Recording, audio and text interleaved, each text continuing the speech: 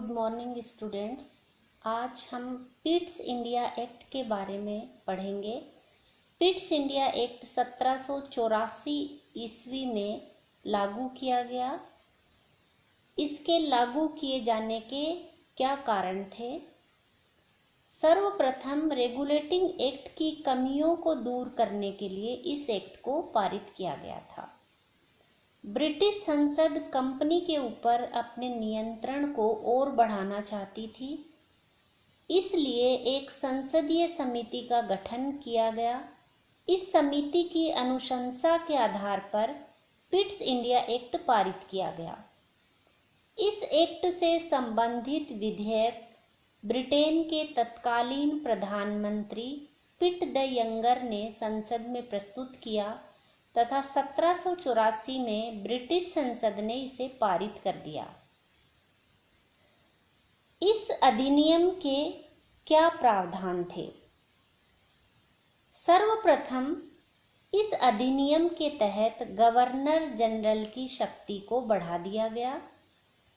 साथ ही governor general के आदेश को अन्य प्रांतों के लिए बाध्यकारी बना दिया गया।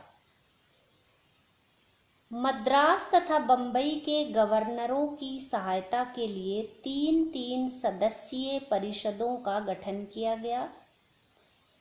पिट्स इंडिया एक्ट ने कंपनी के राजनीतिक और वाणिज्यिक कार्यों को पृथक-पृथक कर दिया।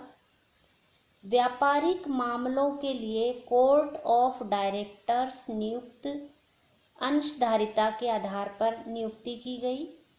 राजनीतिक मामलों के लिए बोर्ड ऑफ कंट्रोल राजा द्वारा मनोनीत किया गया। उपरोक्त दोनों बोर्ड लंदन में कार्यरत थे। एक प्रकार की द्वैध शासन व्यवस्था कंपनी एवं ब्रिटिश क्राउन के मध्य स्थापित की गई। बोर्ड ऑफ कंट्रोल को यह शक्ति थी कि वह ब्रिटिश नियंत्रित भारत में सभी नागरिक, सैन्य व राजस्व गतिविधियों का अधीक्षण एवं नियंत्रण करे।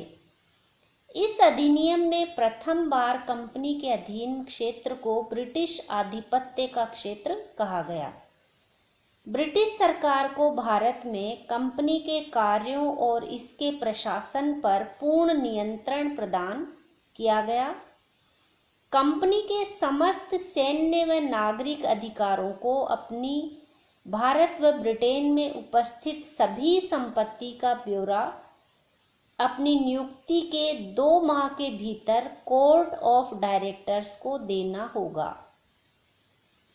गवर्नर जनरल एवं परिषद को बंबई एवं मद्रास प्रांतों के प्रजातंत्र, युद्ध एवं कर संबंधी सभी मामलों पर पूर्ण अधिकार प्रदान किया गया। गवर्नर जनरल की कार्यकारिणी परिषद की संख्या 4 से घटाकर 3 कर दी गई। इसने गवर्नर जनरल की शक्ति में और अधिक विस्तार किया।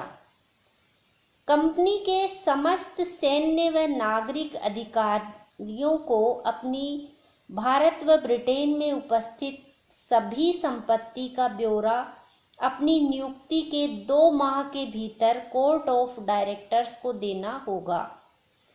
गवर्नर जनरल एवं परिषद को बंबई एवं मद्रास प्रांतों के प्रजातंत्र, युद्ध और कर संबंधी सभी मामलों पर पूर्ण अधिकार प्रदान किया गया। गवर्नर जनरल की कार्यकारिणी परिषद की संख्या 4 से घटाकर 3 कर दी गई। इसने गवर्नर जनरल की शक्ति में और अधिक विस्तार किया। गवर्नर जनरल की 3 सदस्यीय कार्यकारिणी परिषद का सदस्य कमांडर इन चीफ को बनाया जाएगा।